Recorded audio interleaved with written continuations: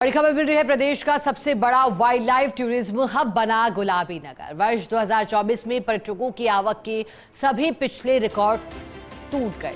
वर्ष 2024 में wild life tourism के लिए जयपुर आए 7,25,915 पर्यटक। सर्वाधिक 3,17,397 पर्यटकों ने नाहरगढ़ बायोलॉजिकल पार्क का विजिट किया। चिड़ियाघर देखने भी 2,51,959 पर्यटक पहुंचे। कुल 83,873 पर्यटकों के साथ हाथीगांव तीसरे स्थान पर रहा।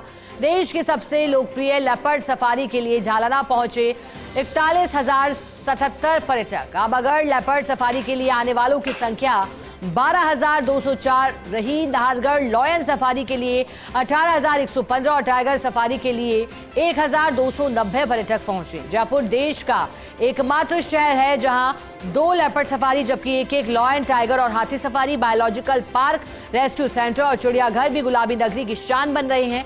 तीसरी लेपर्ड सफारी शुरू करने की वन विभाग तैयारी कर रहा है और अधिक जानकारी देंगे हमारे साथ एसोसिएट एडिटर निर्मल तिवारी जुड़ गए हैं। निर्मल जी, अच्छी खबर, पर्यटकों की संख्या को लेकर जहां आपने पहले जानकारी दी थी, अब ये आंकड़ा भी आ गया कि सबसे ज्यादा पर्यटक कहां पहुंचे। बताइएगा, सूची में पहले नंबर पर चूंकि नाहरगढ़ बायोलॉजिकल पार्क है, इसकी प्रमुख वजह क्या और किस तरह से पर्यटन की दृष्टि से जयपुर का नाम फिर रोशन हो रहा है?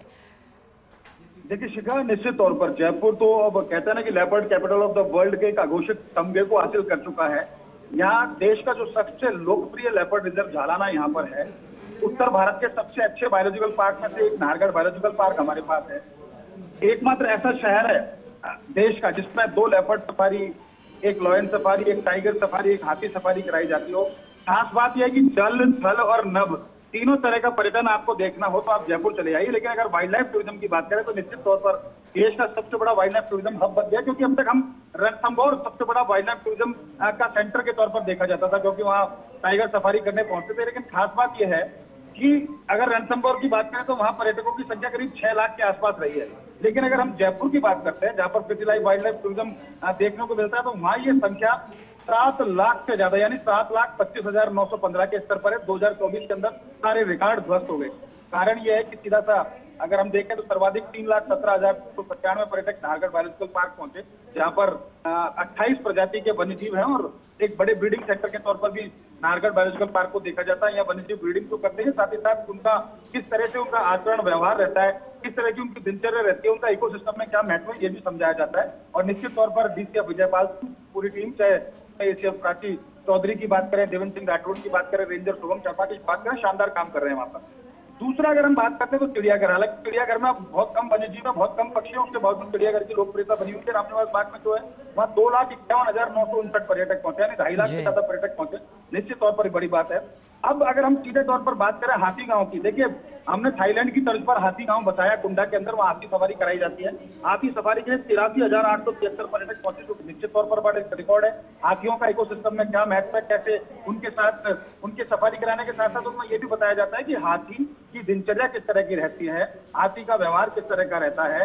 हाथी एक वन्यजीव होने के साथ साथ एक पालतू वन्यजीव भी है, उसको भी देखा जाता है, उस तरह से दिखाया जाता है। झालाना की बात करें जो कि देश का सबसे खूबसूरत लेपर्ड रिजर्व है, तो वहाँ 41,077 पर्यटक पहुंचे, जो कि छोटा लेपर्ड रिजर्व है। 20 वर्ग किलोमीटर में एक बार में 10 से 12 गाड़ियां जाती है, पर्यटकों की संख्या सीमित रहती है। लेकिन निश्चित तौर पर जबरदस्त वहां पर पर्यटक देखने को मिलता है। खासकर बॉलीवुड सेलिब्रिटीज की बात करते हैं, खेल जगत की हस्तियों की बात करते हैं, लगातार वहां आते हैं, चाहे रवीना टंडन हो, संजय दत्त हो, इसलिए उनकी काजोल की जो बहन है वो वहां पर उसको देखने को आती है। उसके अलावा तमाम तरह के तमाम जो दूसरे जो बॉलीवुड सेलिब्रिटीज है वो भी लगातार वहां पर आते हैं।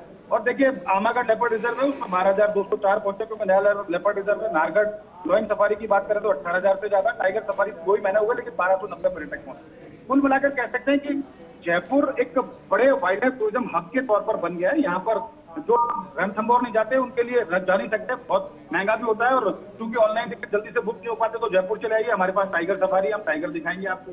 जो लोग गिर नहीं जा सकते गुजरात, उनको हम लॉयन सफारी कराते हैं, नाहरगढ़ आ जाइए, लॉयन सफारी आपको कराई जाती है यहाँ पर। जो लोग लेपर्ड रिजर्व देखना चाहते हैं, वाइल्ड में लेपर्ड को खुले में देखना चाहते हैं, 90+% चांसेस उसकी साइटिंग के, आप झालाना आमागढ़ चले आइए। जल्दी नाहरगढ़ के अंदर तीसरी लेपर्ड सफारी भी बनने जा रही है। जल्दी बर्ड एवियरी भी, पुराना तो चिड़ियाघर है उसके अंदर बर्ड एवियरी बनाई जाए। कुल मिलाकर कह सकते हैं कि एक बड़ा ही रिच फ्लोरा और फौना अगर देखना है आपको तो जयपुर से बढ़िया उसके लिए कोई केंद्र नहीं है। जयपुर निश्चित तौर पर बड़े city wild life tourism hub के तौर पर अपनी पहचान बना रहा है और जल्दी जिस तरह की यहाँ पर काम किए जा रहे हैं, खासकर रेंज अधिकारी जितेंद्र सिंह शेखावत की बात करें, नाका प्रभारी वनपाल किशन पर मीणा की बात करें, राजेंद्र मीणा की बात करें, मोहाना में जल्दी वेटलैंड विकसित हो रहा है, वहाँ बर्ड वॉचिंग कराई जाएगी।